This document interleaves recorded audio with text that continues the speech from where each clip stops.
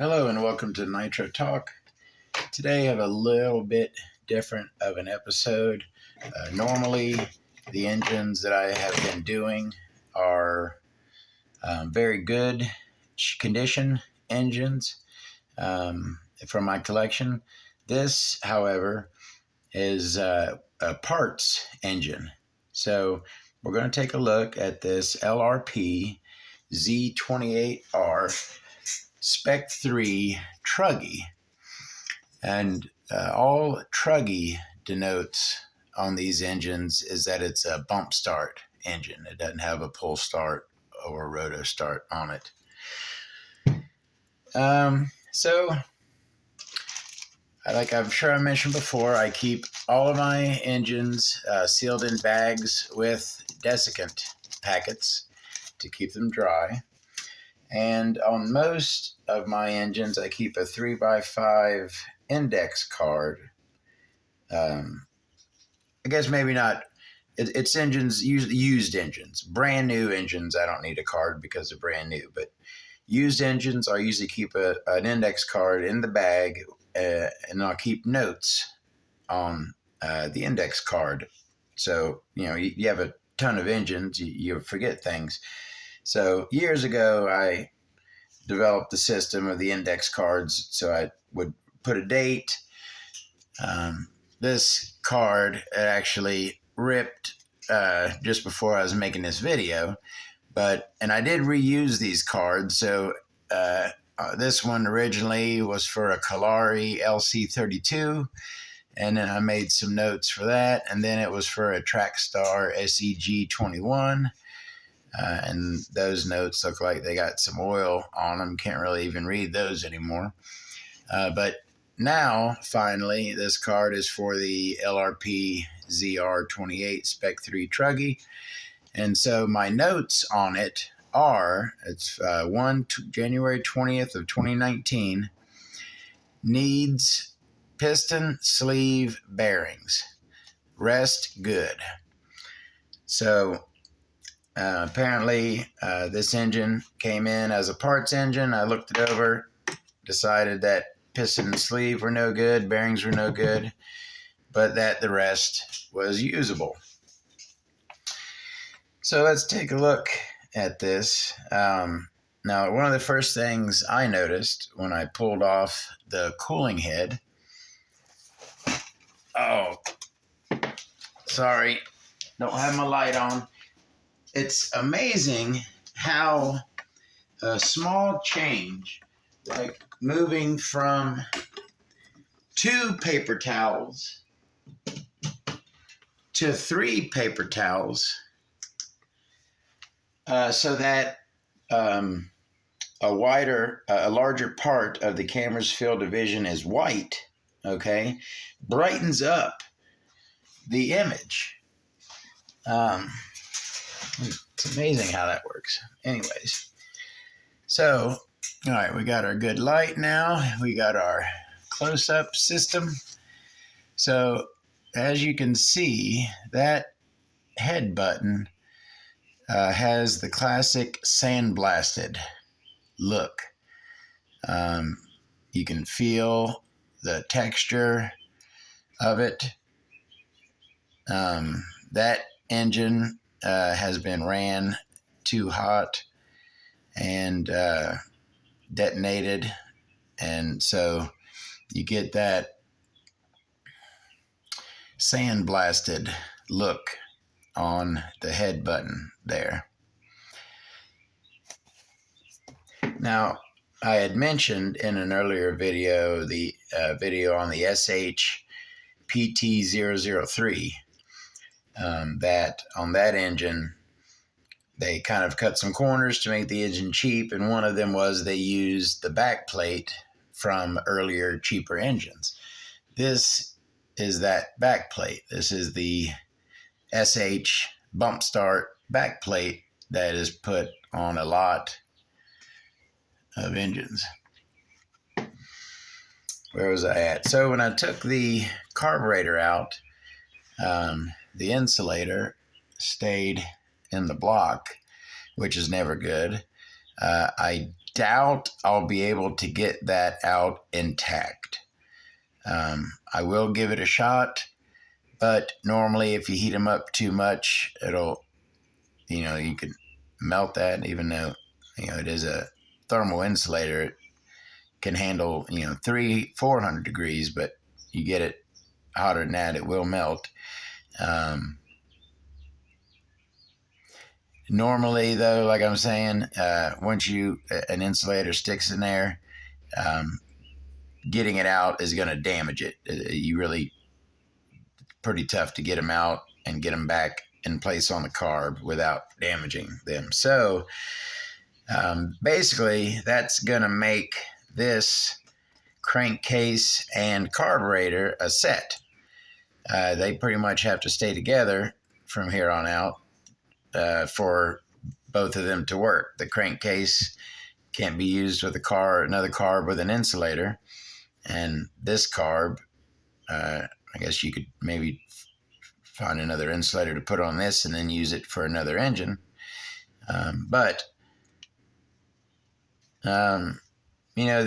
This certainly could be rebuilt at some point. These were good engines, I would say. And that head button, you can tell that this has been damaged, but this head will run fine from here on out. If you have it tuned correctly and running right, this won't damage the way the engine runs going forward. You can tell that it was ran badly in the past. That piston sleeve, now LRP engines are SH engines. SH makes your dynamite engines, your Mach engines, and their own line of engines, RTR engines, amongst other things. I personally like SH. I think they're a great company, make great engines. But let's get in here and look at this sleeve. Now we have some, where am I at? There we go. Got some pretty nice port work here. Got a little tiny baby fang on that port, and a nice angle cut there coming into, along the port. Little baby fang in the corner, and then a nice angle cut the rest of the way. Where are we at? Yeah, got our twin intake ports right there. And the long ports next to the exhaust where the fangs normally would be. These made really good power. Yeah, it is scored inside. You can see on the piston here where got some damage. What it looks like to me, also you can see on the edge of this sleeve that someone had pried it out prior. They were having trouble getting the sleeve out, so they went at it with some metal tools and ate it up a little bit. So that piston sleeve and the rod certainly has some slop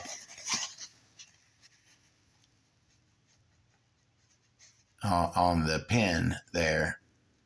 So that's your 3 scallop triple teardropped SH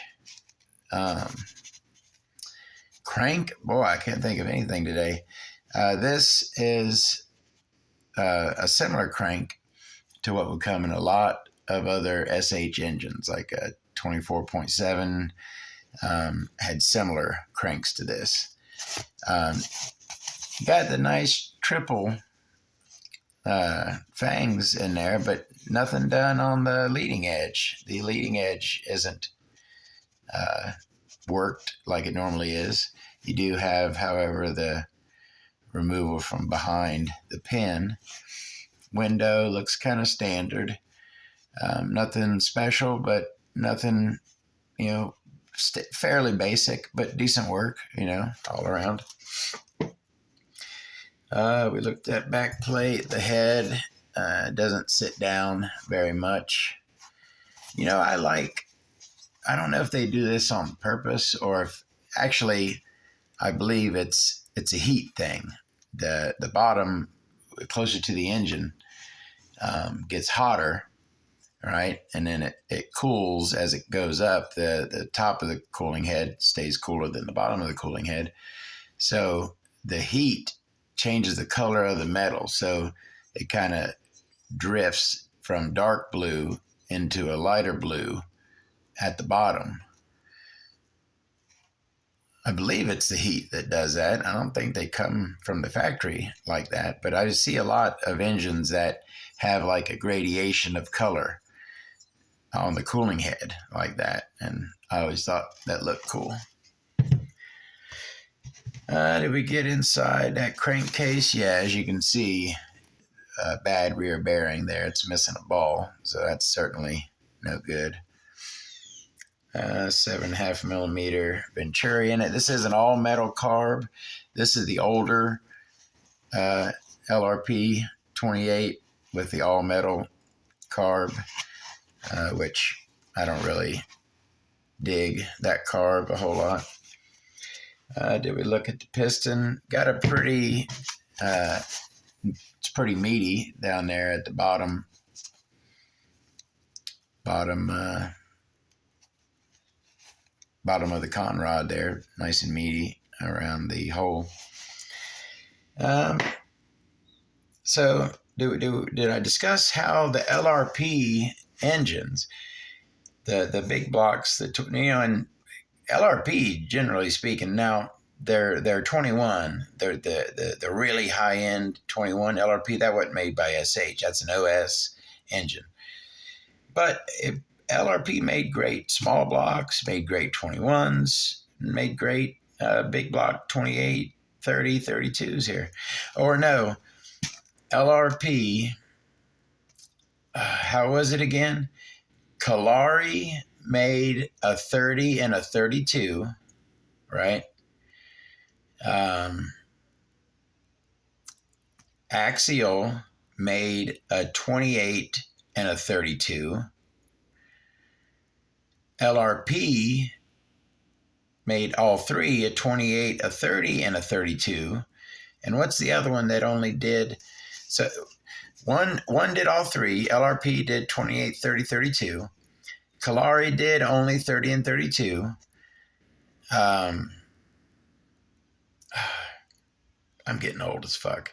I just said it, and I just cussed. All right. I've been trying not to. I don't know how YouTube works. Anyways, LRP made all three, 28, 30, 32. Collari made only 30 and 32. Axial made 28 and 32. And which is the one that only made 28 and 30, but no 32? I can't remember right now. I'll make a post of that one day. I thought about that. There's four big monster block. I called the 3032, the real big ones. There's the four big companies. One made all three. One skipped the 30, one skipped the 32, and one skipped the 28. I'll get that list together, get it figured out, and because I'm starting to ramble.